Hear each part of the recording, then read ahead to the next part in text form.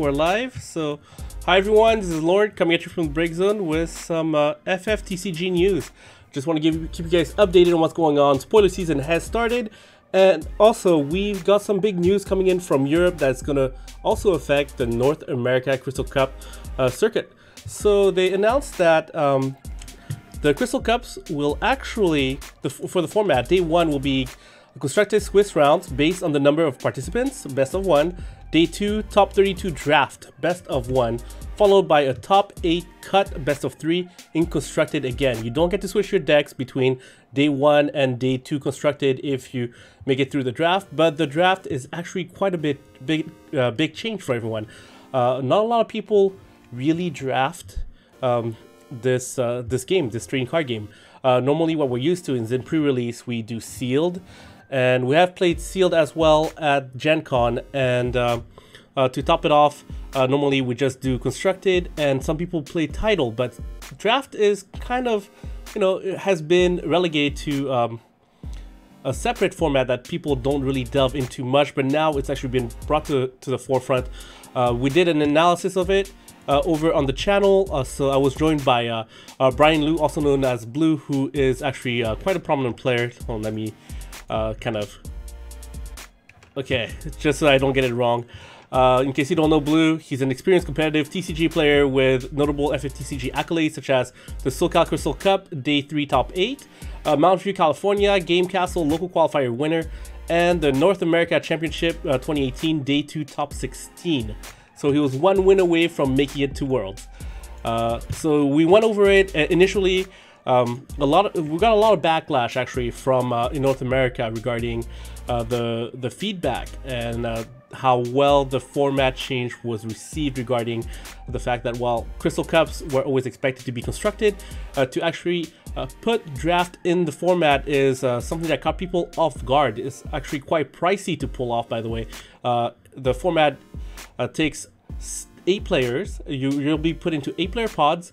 There'll be 6 packs each that you draft, and afterwards there's going to be cross-pod pairings. So there might be some changes coming up though. From all the feedback, the NA rep, Richie Brady, actually went out and stated that they were going to discuss it with the team regarding the feedback from the players. But it seems that Europe's pretty happy with the change, so there's a chance that it kind of sticks around. Maybe they'll make some changes regarding that. The day they announced it, it was meant to be what was it, 8-player 4-packs, and I think within an hour or two they changed it to 6 packs because they noticed that there was a bit of an issue maybe regarding the announcement. So after testing it out, we went at it for what, 6 hours, 48 minutes, and 2 seconds. We drafted, we checked it out. Turns out that it's not that unbalanced in terms of picking bombs and everything. If you build your deck correctly, especially with 6 packs going around with between 8 players, the games get to be actually quite fun. The decks get to be something like a limited constructed. You know, I mean, it sounds weird that way, but you can easily make a two element deck. There's a chance you could make a single element deck. We actually pulled off mono fire because a lot of people were just passing mono fire in the test draft that we did. So it was a simulated draft. We actually had only 2 players there, but we went through all the card choices and everything. If you want to go ahead and check it out, it's on the YouTube channel. Next up, we're going to discuss well, spoiler season. So you saw the title of the video, and spoiler season has started. So Richie Brady was kind enough to write a whole article about it. 3-drop 7k that actually buffs all forwards other than herself, and if you have 5 points of damage, not sure about the wording. There's a chance that she actually buffs herself as well, but otherwise that 1000 power boost becomes a 2000 power boost to the forwards that you control. And she does have a special as well, where you discard a copy of herself and dull her, where you choose 1 forward, deal it 8000 damage. Keep in mind that there is a bit of a restriction on this card that while some people that played Final Fantasy 14 might know that Lyse is also has at one point portrayed herself to be Ida, and there's a specific ruling here where it says you cannot play Lyse and card name Ida while already in control of either characters. So that could have some ramifications in terms of title, as well as trying to play some kind of Signs of the 7th Dawn deck. There's a chance that people take Lyse and actually put her in decks that are not Scion decks, where you just kind of use her just in a similar fashion that they did with Ishtola, the 3-drop from Opus 5. Not so much used in the Earth Lightning Scion deck, but she is super useful. Okay, there was an article from Hobby Japan regarding the Masters over at Kinky Preliminary, and they did an interview with the winner. Some of the decks that came out were, well, Mono Ice, which was a little bit interesting. They used Galdez as well as Zodiark. So they kind of go over the whole thing. There's Terra, Laswell, Zodiark here. So Zodiark and Galdez. So Galdez 3-drop AK forward, that's dark, and you get a cost reduction for Zodiark when you control a dark forward. So similar to what Aaron Weisman did with his Camelot into Zodiark plays. Here is more of a Galdez and Zodiark. I think there is Camelot in this deck. No Camelot in this deck, actually. I didn't check every single thing about this article. Vein's also there, and some other stuff. Alright, another cool thing that came up was that on the Final Fantasy Portal site, they went ahead and showed us some of the art from Final Fantasy Tactics Advance 2. They showed the full art version. If you actually download the app on Android or Apple, you will actually have a way to, I think, I tried it out. You get to click on all the news, little news articles that they have there, and then at the bottom there's a get points button, and if you get 10 points, you get to download the high scale, the high res image that they have available right now for Final Fantasy Tactics Advance 2. It's Adele. I'm trying to remember which one it is currently for. What was it? The Rebels, Final Fantasy 2. I think it's Bart's. I got both of them, and I put them up on Facebook as well. But you really should be checking them out on Portal. And some of the images just look beautiful. All those little arts with the little speech bubbles. Everybody loves them. So go ahead and check it out. Also, I think this art was used in on some master sleeves as well. This art, not so much, but right here they kind of cut it together. Yep, and that is Mont Blanc. All right, let's go over some of the tournament results. We had a VA Jerseys local on January 17th, and Mono Win with Adam Duncan won with Mono Win. Take a quick look at the deck. Here you go. If you need to take a look at it some more, go ahead and pause the video. At Alcalca X Bursters Weekly, Thursday, number 2, 2019. The Mono Lightning piloted by Rafael Ruiz. Jack. Oh, I'm surprised to see Jack. Haven't seen him in a long time. Magic Stronghold, January 17th, Vancouver, Canada, aka Wacky Deck Day at Magic Stronghold. So Chilinka Yuri Mono Win by Julian Y. Alcalca X Bursters Weekly, Saturday, number 2. Did I already do that one? No, it's a different one. Alright, Mono Water. Grand Open Bologna. Well, Bologna. Either way, Robert Phillips at it again after winning Winter Cup Wales. Goes ahead and travels to Bologna and wins it with Water Wind. Jacksonville, Florida Locals, Opus 7, January 20th, 2019 at Java Games House. Pew Zoo, piloted by Jim Doolittle, which has a bit of everything. Oh, it's the Mughals deck. There you go. Wow, that's interesting. Huh. MIA Monday Night Locals on January 21st. And Ice Lightning won it, well, piloted by Andy Carmona, Chapter 1. Hildebrand Manderville, Agent of Inquiry, Inspector Extraordinaire, Nashu and Hildebrand find themselves investigating a mysterious letter from Padra Yule requesting their help. Oh, goodness, I need to learn how to read all those freaking names.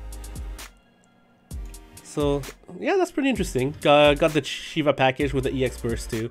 Lightning Ice with Nidhogg. Soldier Series number 5. So alright.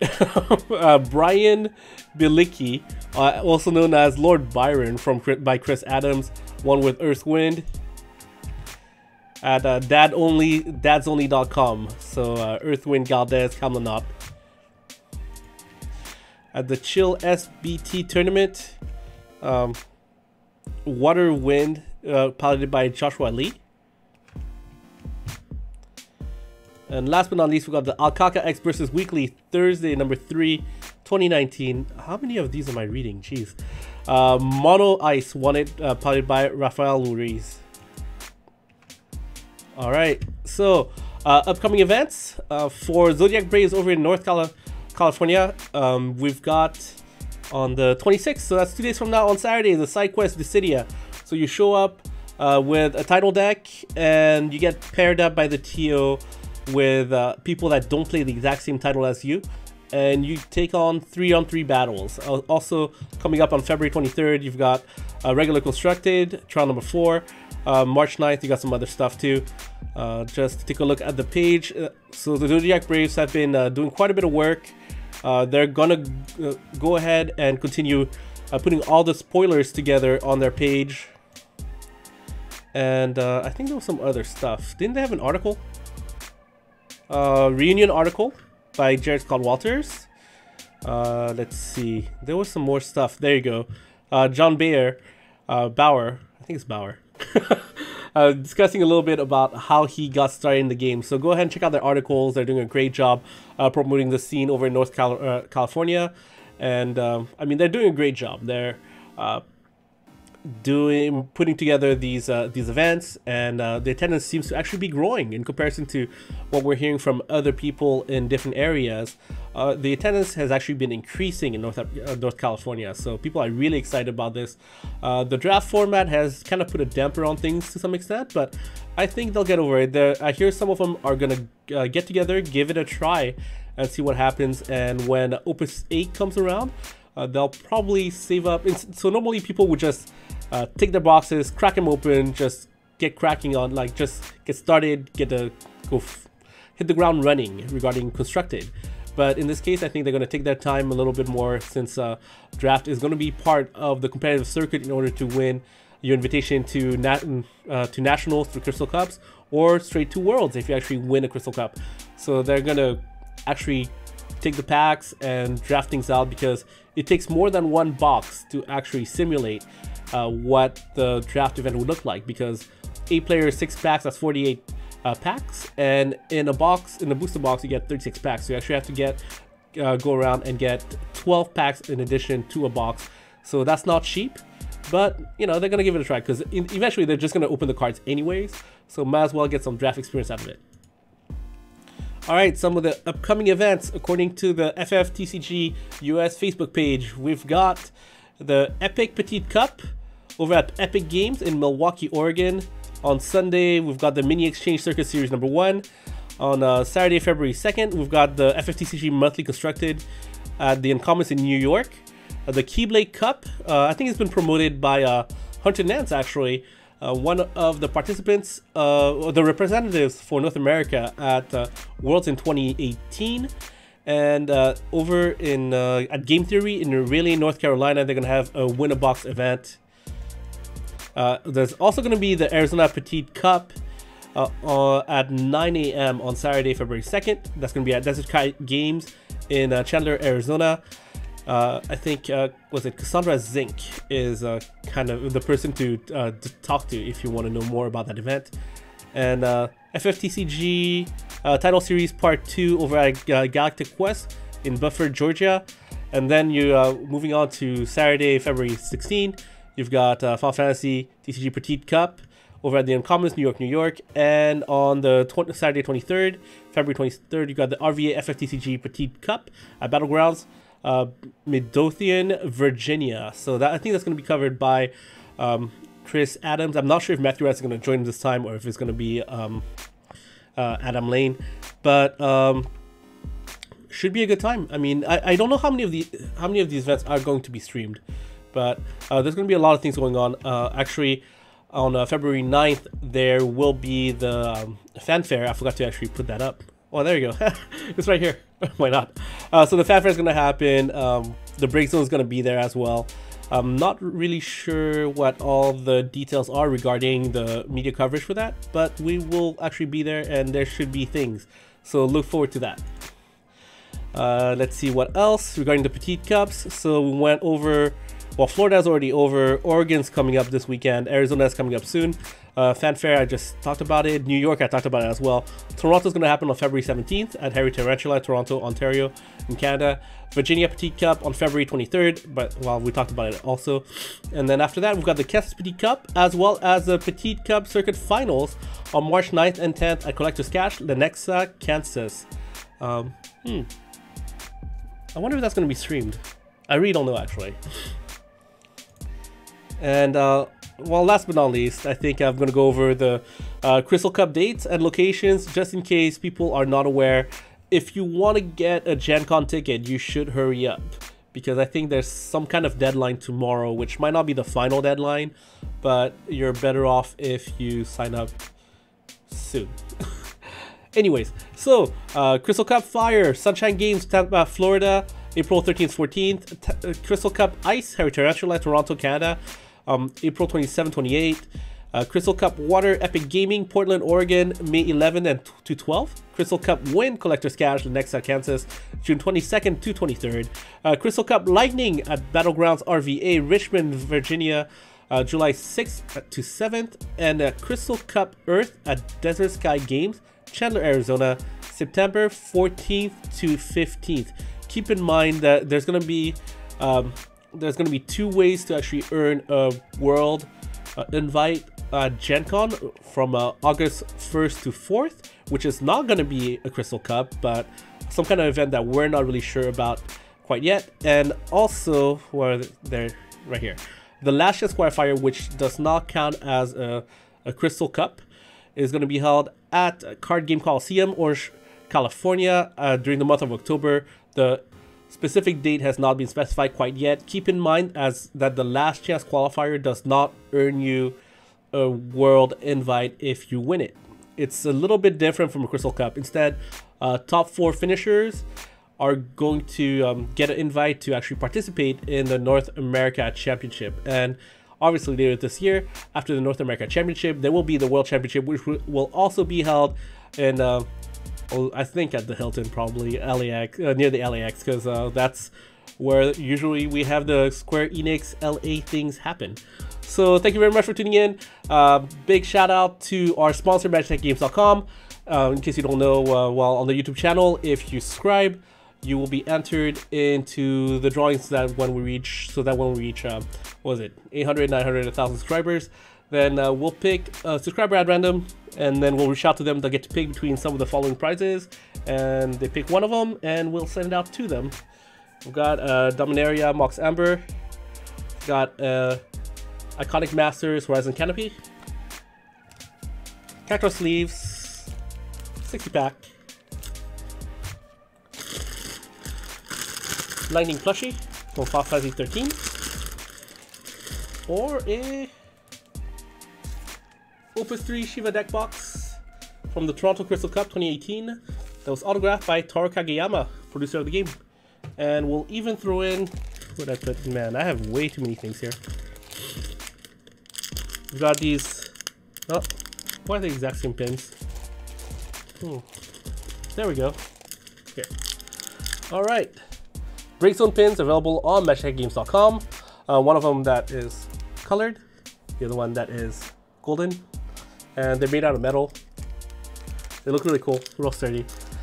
So when we go to Fanfare, we're going to look for more plushies, any cool ones that we might be able to get in order to throw into the pricing.